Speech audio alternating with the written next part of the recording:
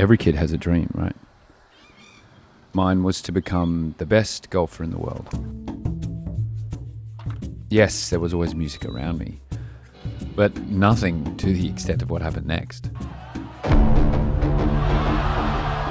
Then it was arenas and festivals and award shows, and golf just kind of faded into the background.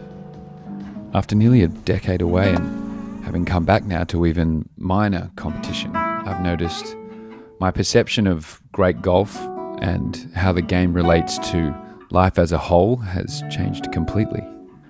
So this summer I'll be trading the tour bus for the tee box to see what I might learn from the best players in the world. I'm Cam Avery, and this is The Comeback.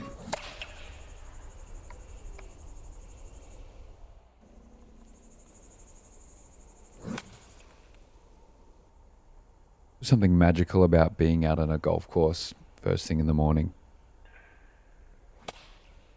There's light sort of cascading through the eucalyptus trees, and there's a bit of dew on the grass. Guys still cutting greens.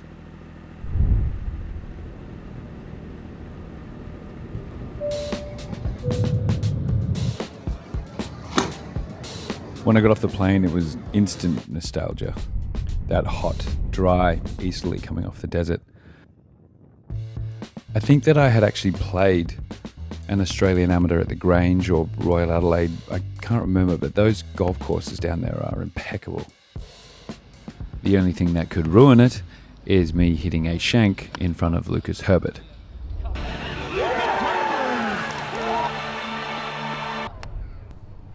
Someone told me you brought a guitar with you. Mate, I would love to bring a guitar with me every week. Too much stuff. The amount of bags I have week to week. I think as well, if I don't bring a guitar, it gives me an excuse to buy one. That's kind of been my theory. So you play bass for Tame now, right? Yeah. If you're on stage playing, what are you thinking about? I remember when we used to open with Let It Happen. The first note I played is with my pinky. Mm-hmm. So I would sit and rehearse just that, fast, slow, in swung, in straight. And if I do those two or three things, everything starts to slow down. It's like that flow state thing. Is there a comparable thing in golf? I would say similar kind of philosophies in a way, in that like I'm just trying to be a better golfer every day. Mm-hmm. And I know as a golfer I'm going to have some horrible tournaments and I'm going to have some great tournaments, mm-hmm. and they don't necessarily correlate a lot of the time. Yeah. I mean, I won the New South Wales Open last year and I started practicing the Sunday before I went to the tournament. Yeah. Basically hadn't touched a club in 2 months. Yeah. So I don't get really caught up week to week on what the results are too much. It's like if I'm getting better at golf, all of that will just eventually follow, but it'll sort of be a bit of an up and down. By the way, I've just watched you hit some of these. I'm not sure why I'm here giving you a lesson. You come off a plane from LA 2 hours ago, and you've hit it better than I have all day. So I'm not sure what I'm doing here. No, there you go. Now. Righto, commentator's curse. No, I was going to say. Sorry. Talk about foreshadowing. This very issue haunts me this week. Learning how to play golf again is something that I have to really, really focus on. What breeds like intentions? Like, and what am I trying to do out here? Am I trying to hit a draw? Am I trying to hit a fade? That happens in music, but not so much. You have an idea of what you're trying to make. You kind of follow this, whatever chemistry is going on in your brain at the time. I feel like what guitar is to me is probably what golf is to you. Like, can I find something in my swing that's a little bit creative that I'm trying to catch in a way, right? And you maybe do something similar playing guitar. Like, hitting a certain note for you is not hard. For me, that's tough. There's nothing wrong with this, so that's not where I'm going to help you at all. Let's go to the putting green, mate. Whether it's golf or music or life, it's funny how as soon as someone's perception of you changes, it can immediately affect your performance. All my speed work is done in the hole, of like the capture speed in the hole. And you hit this putt, so it's going to die in the right side here, right? It's going to be acre there. So I want you to feel like it just falls over the front of the hole. That's maybe a touch firm, but that's pretty good. Okay, this one hit the dirt at the back of the hole. Wow, change the line, right? Yep. Good. It's exactly kind of what I thought you would be, because you've got great technique over this side. Yeah, the technique then comes into here as like very straight lines, very square alignment, square ball position, neutral, everything. It's actually like putting's actually so artistic. So I should probably open my stance a bit. If that feels comfortable, do it. It was really interesting to talk to Herbie about putting and having him coach me into a more creative approach. I guess it's like the jazz thing. Once you've done all the woodshedding and a high level of competence is achieved, it frees you up to go anywhere. The initial structure ultimately creates freedom. Yeah, that was nice there. Really? That felt like I went like this. All right, man. Well, you've got something to practice on before this Pro-Am on Thursday.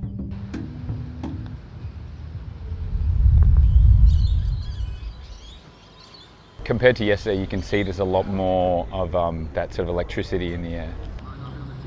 The team thing is something completely different, and I didn't think I'd like it, but I see them sharing coaches and physios and sports psychologists. They warm up together, they do practice rounds together.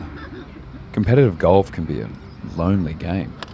So seeing other players with a genuine vested interest in the success of others is different, but it's kind of cool. Wednesday practice round with. The first thing you notice is how methodical they are. The level of attention to intention is unparalleled, in my opinion.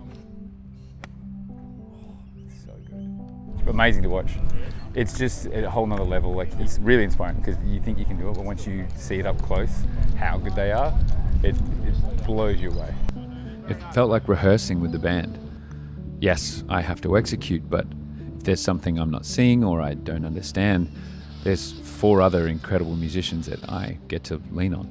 I'm playing with Cam Smith tomorrow. I say this about music and I'll say it about golf as well. I think if you're not nervous, you don't care. So I am nervous. One thing is learning from the golfers themselves, but I want to learn from their trainers, their coaches. I took a walk with Jonah Oliver, one of the world's leading sports psychologists who looks after the real Cam, and he explained where my little disconnect is happening. The very first step is embracing the discomfort. You're saying, I don't like feeling the discomfort, but now I think about it, felt it before? Yes. Do you die from it? No. Does it pass? Yes. Does it show up when you're actually leading the Masters or doing something right? Yes. Okay. My cueing is embrace it, be focused, and then just connect to rhythm of the swing and make sure you damn commit to it. Golf is pseudo-masochistic. You want it to be hard as you get better. You've actually played in the Pro-Am recently with Cam Smith and Lucas Herbert? Yeah, I got to play with Herbie and Cam the other day. It was so far is Whoa. down the second. That's One thing, I was playing brilliantly in the Pro-Am and I was like, I mean, you were following us for a couple of holes and I hit some incredible golf shots. Yeah. Then I hooked one off 10. Yeah. And I just literally couldn't get it back for the rest of the day. Now I'm quick. You want to focus on the right thing at the right time. Yeah. Most athletes don't focus on wrong things. They're pretty good at knowing what to focus on. Yeah. It's just they get hooked by certain things and their attention gets stuck. Where am I getting stuck? We're like literally like on the range, it's whatever. Yeah, I can tell you've got an issue of transfer, right? Because what's happening is the context is changing. Yeah. The game of golf isn't changing. You know it's the same golf course with the same ball, with the same equipment and the same body and biomechanical model, but the context has changed. Typically what we know is if we want to avoid short-term discomfort, it will lead to long-term suffering.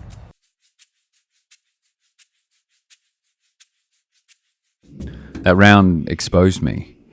I would have been 1 under, maybe even on the front, and then one mistake, and my confidence turned to a house of cards. I collapsed. Probably would have struggled to break 80. Which makes what these guys do even more impressive.